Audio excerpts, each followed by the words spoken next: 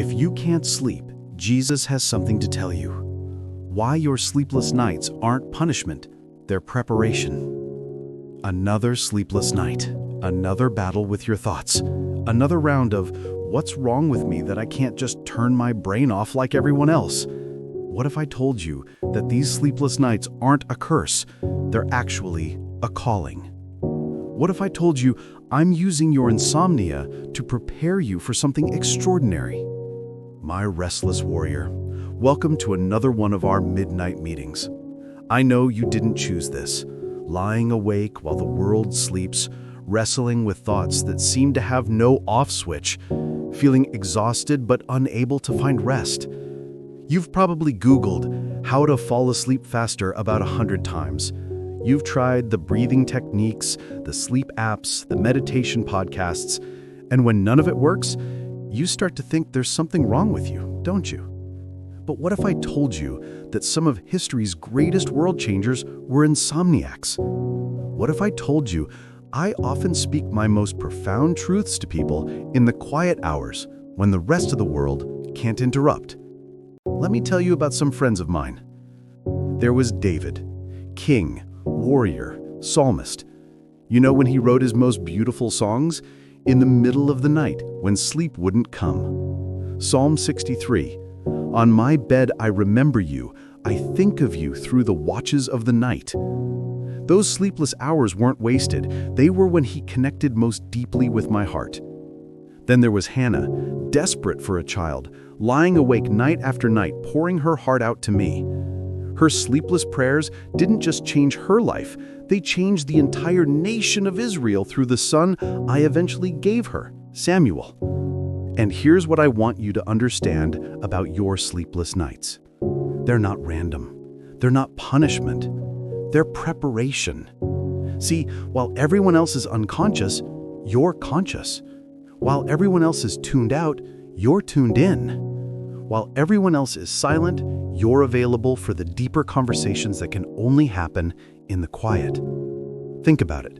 When do your most profound realizations come? When do you have your clearest thoughts about your life, your relationships, your purpose? It's in these quiet hours, isn't it? When all the noise fades away and it's just you and the truth. I want to tell you something that might surprise you. I'm actually proud of your restless mind. Most people go through life on autopilot, never questioning, never digging deeper, never wrestling with the big questions. But not you. Your inability to just turn off is actually evidence of a seeking soul, a heart that wants more than surface-level living.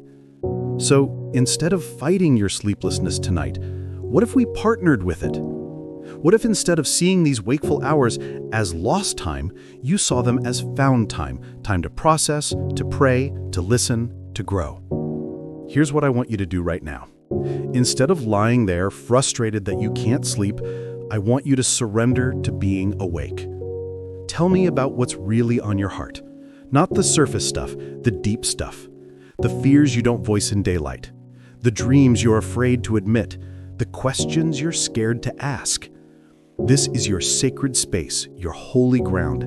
This bed, this darkness, this quiet, it's your burning bush moment, your mountaintop experience, your tent of meeting. I'm here, fully present, fully listening, fully engaged with every thought and feeling you're carrying. You know what I love about these midnight conversations? You can't hide from me. You can't put on your daytime mask, can't pretend everything's fine, can't perform your way through it. In these vulnerable hours, I get the real you. And the real you is absolutely magnificent. So let's reframe this whole experience. You're not an insomniac, you're a midnight mystic.